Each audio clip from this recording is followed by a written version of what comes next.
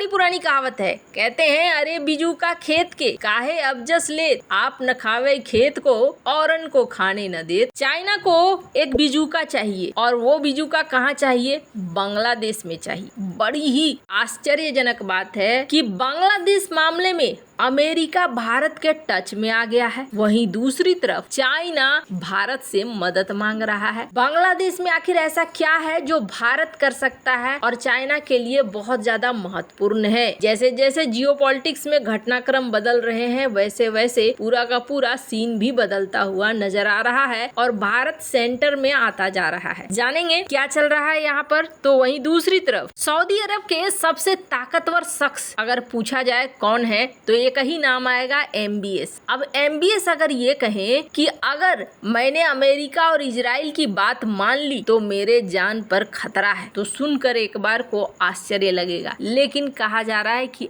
MBS ने अमेरिकी कांग्रेस को ये बात कही है। जियोपॉलिटिक्स में बहुत कुछ चल रहा है, हमेशा की तरह CIS न्यूज नेटवर्क के इस एपिसोड में जानने को मिलेगा बहुत कुछ। आइए जानते हैं इन खबरों को विस्तार से। स्क्रीन पर एक मैप देखिए और इस मैप में एक प्रांत देख रहे हैं, एक इलाका देख रहे हैं। इस इलाके का नाम है सिनाई। सिनाई किसका इलाका है? ये इजिप्ट का इलाका है। लेकिन आपको याद होगा 6 दिन के 6 अरब देशों के साथ युद्ध जिसे इजराइल ने 6 को हरा दिया था, बहुत चर्चा में रहा था। और इसी युद्ध के दौरान इजिप्ट के बहुत बड़े हिस्से पर इजराइल ने कब्जा कर लिया था और ये इलाका था सिनाई। कहते हैं समरथ को नहीं दोष गोसाई, यहाँ पर वही चीज निकल कर आया। जब इजराइल ने सिनाई के इस बड़े से इलाके पर कब्जा कर लिया तो इजिप्ट में उस वक्त अनवर सदात भागे भागे पहुंचे अमेरिका से बात करने लगे। अमेरिकी राष्ट्रपति ने उनको सुझाव दिया कि ऐसा करो, इजराइल तो तुम्हारा पड़ोसी है ना, रोज रोज का ये लफड़ा हटाओ, इजराइल के साथ दोस्ती कर लो। अब अनवर सदात की ये मजबूरी थी या फिर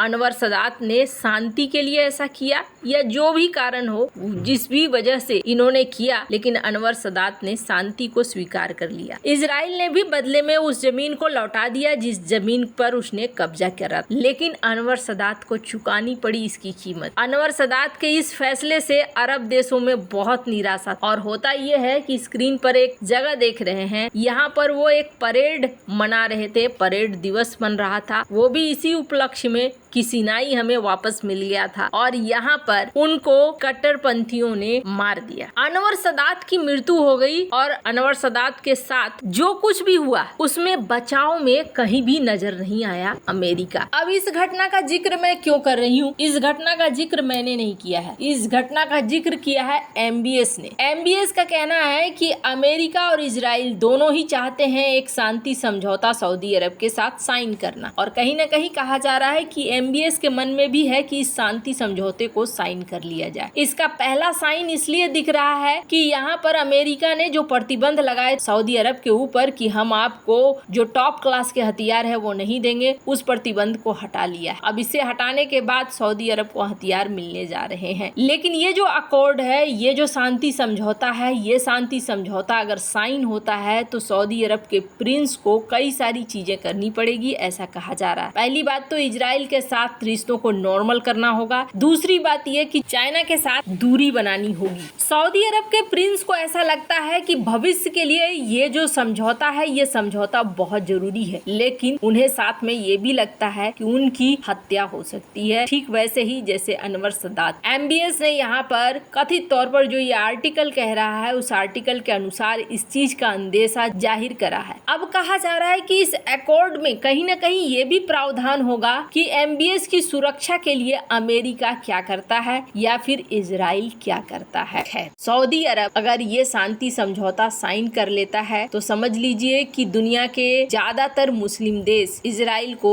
मान्यता दे देंगे और फिर इजराइल के साथ रिश्तों को नॉर्मल करने का होड़ चल पड़ेगा। मिडिल ईस्ट में बाइडेन ने जो रायता फैलाया था, वो रायता बाइडेन समेट रहे हैं और समेटने के साथ साथ मिडिल ईस्ट में चाइना की एंट्री को रोक रहे हैं। खैर, जहाँ एक एक तरफ अमेरिका मिडिल ईस्ट में फिर से वापसी कर रहा है, तो वहीं दूसरी तरफ भारत के पड़ोस बांग्लादेश में भी स्थिति क्या है। आपको याद होगा कल हमने आपको बताया था कि किस तरीके से बांग्लादेश की पीएम ने एक लंबी चौड़ी चिट्ठी लिखी, अपने बेटे के अकाउंट से शेयर किया, और उस चिट्ठी के बाद बांग्लादेश की यूनुस सरकार भड़क गई और इन्होंने भारत के जो हाई कमिश्नर हैं उनके पास अपने जो विदेश मंत्री हैं उनको भेजा और उन्होंने कहा कि नहीं जी, ऐसे तो हमारा रिश्ता खराब हो जाएगा। वहां से बैठी बैठी वो बयान दे रही हैं। 15 अगस्त पर यह बयान देना ठीक नहीं है। हालांकि कहा जाता है कि 15 अगस्त पे धान मंडी में कुछ लोग जमा हुए थे, लेकिन फिर उन्हें भगा दिया गया। हालांकि ये तो माना ही गया था, क्योंकि लेटर में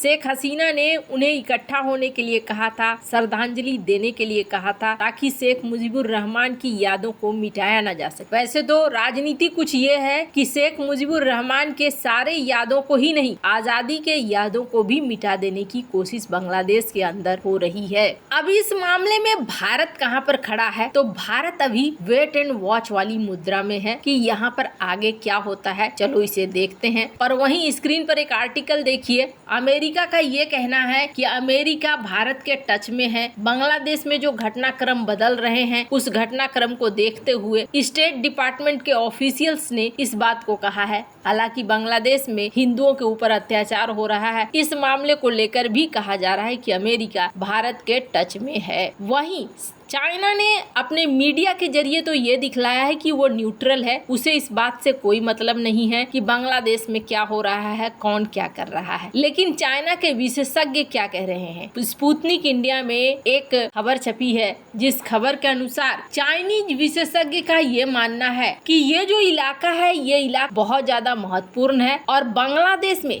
चाइना और भारत दोनों को साथ मिलकर आकर काम करने की जरूरत है। और वो इस बात को क्यों कह रहे हैं, वो इस बात को इसलिए कह रहे हैं कि उनका कहना है कि अमेरिका एक ग्लोबल पावर है और उसका इंटरेस्ट है साउथ एशिया में। यानी कि कहीं न कहीं घूम फिर कर ये संकेत दे रहे हैं सेंट मार्टिन आइलैंड की तरफ, कि सेंट मार्टिन आइलैंड को अमेरिका चाहता है। अगर अमेरिका की एंट्री यहाँ पर हो गई तो न तो वो भारत के लिए ठीक है और न ही वो चाइना के लिए ठीक है। यही चीज ये समझाने की कोशिश कर रहे हैं। इन्होंने कहा कि इस क्षेत्र में भारत और चाइना दोनों ही रीजनल पावर्स हैं और दोनों की जिम्मेदारी बनती है कि यहाँ पर पीस बना रहे, शांति बनी रहे और स्वतंत्रता बनी रहे। अब ये मामला थोड़ा सा कॉम्प्लिकेटेड हो गया है। अमेरिका ने ये कहा है कि हमें सेंट मार्टिन द्वीप नाम से कोई लेना देना नहीं है, हमने ऐसा कभी सोचा भी नहीं था। शेख हसीना का बयान ये है कि सेंट मार्टिन द्वीप अमेरिका को चाहिए और अगर वहाँ सचमुच में इसकी एंट्री हो जाती है तो चाइना और भारत दोनों के लिए ये एक सबसे बड़ी समस्या आने वाले समय में बन सकती है, ऐसा मानना है विशेषज्ञों का। वैसे बहुत तेजी से बहुत सारे घटनाक्रम बदलेंगे, चीजें इतनी आसान नहीं होती हैं। आने वाले समय में आपको देखने को बहुत कुछ मिलेगा। वैसे आपको क्या लगता है, इन सब मामले में आपकी क्या राय है, कमेंट कर जरूर बताएं। जल्द मिलते हैं अगले वीडियो में नई खबर के साथ।